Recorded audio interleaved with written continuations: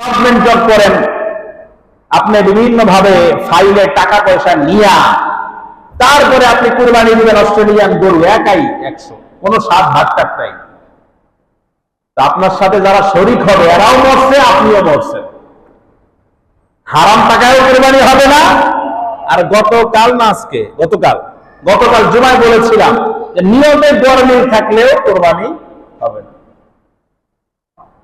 এই জন্য আল্লাহর এই যে রহমতের তাকাজা, আল্লাহর রহমতের চাহিদা, রিকোয়ারমেন্ট হচ্ছে যে আল্লাহ রহমত করে আমাদেরকে অস্তিত্ব থেকে অস্তিত্ব দান করলেন, আমাদের আইডেন্টিটি ক্রাইসিস থেকে আমাদেরকে উদ্ধার করলেন, আমাদেরকে একটা সম্মানজনক পরিচয় দুনিয়াতে উপহার দিলেন, থাকার ব্যবস্থা করলেন, আমাদের সব কিছুর যদি ইন্তজাম করলেন, ফ্রি চলাফেরা, খাওয়া দাওয়া, উঠা বসা, এগুলা সব আল্লাহ ব্যবস্থা করলেন। তো আমাদের জন্য উচিত হলো সে আল্লাহর গোলামি করা।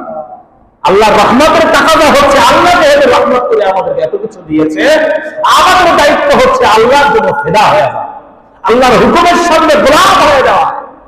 দুনিয়া একদিকে থাকবে, আমি আমার আল্লাহর হুকুম আর বিধান নিয়ে একদিকে থাকবো।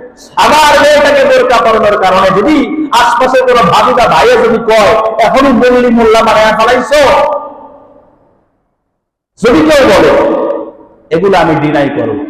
কারণ এদের ব্যাপারে যারা ডিনাই করে কোরআন সুন্নাহ এবং ইসলামী শরিয়ার বিধানের পথে বুক চিতিয়ে লড়াই করে মাথাটা উঁচু করে সম্মুখ মানে ইসলামের দিকে আগায়, এদের ব্যাপারেই আল্লাহর কোরআন সার্টিফাই ভেরিফাই করে এভাবে, ওয়ালা ইয়াখাফুনা লাওমাতা লাইম।